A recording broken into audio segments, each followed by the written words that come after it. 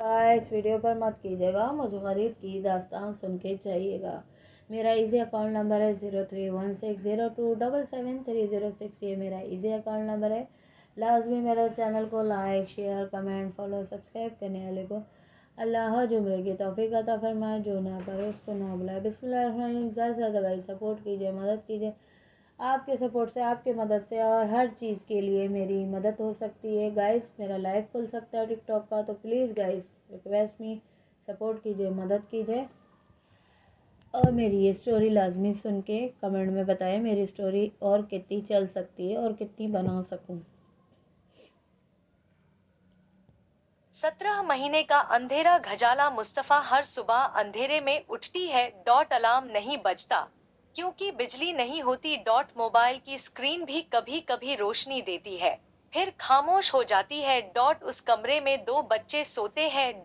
उनकी सांसें चल रही होती है, पर पेट खाली होता है। घजाला उनके चेहरों को देखती है और दिल ही दिल में सोचती है, आज का दिन कैसे गुजराएगा। ये एक दिन की बात नहीं। ये 17 महीनों की कहानी है।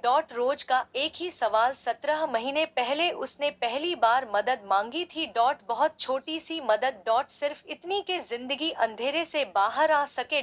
उसने ईमेल्स लिखीं, कभी उम्मीद के साथ, कभी रोटी हुई आंखों के साथ। उसने एप्लीकेशंस भेजीं, कभी किसी ऑफिस को, कभी किसी इंसान को। उसने वीडियोस बनाई, चेहरा नहीं, दर्द दिखाया। शोर नहीं, सच बताया। मगर जवाब सिर्फ खामोशी। खामोशी सबसे भरी होती है। कुछ लोग कहते थे, हम देखते हैं। कुछ कहते थे, कल बात करते हैं। कुछ लोग हंस देते थे। कुछ इग्नोर कर देते थे। और कुछ ऐसे भी थे जो कह देते थे, मदद कर दी है, मगर असल में सिर्फ झूठे वादे होते थे। घजाला हर बार फिर भी उम्मीद करती। क्योंकि माँ होने का मतलब होता है हार ना मानना। बिजली सिर्फ रोशनी नहीं होती, बिजली सिर्फ बल्ब जलाने के लिए नहीं होती।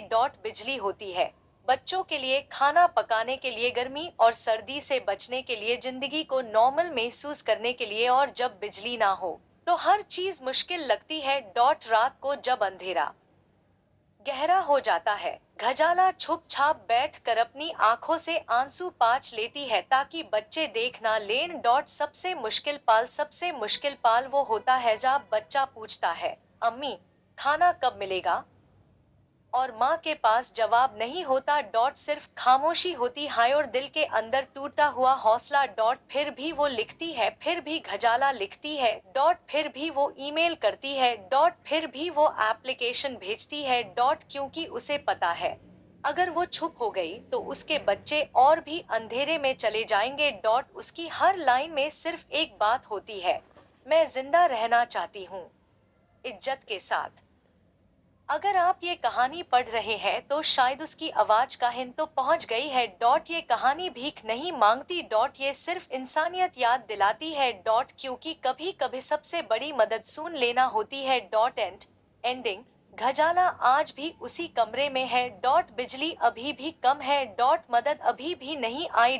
लेकिन वो लिखना बंद नहीं करती। क्योंकि वो सिर्फ अपने लिए नहीं, अपने बच्चों के कल के लिए लड़ रही है।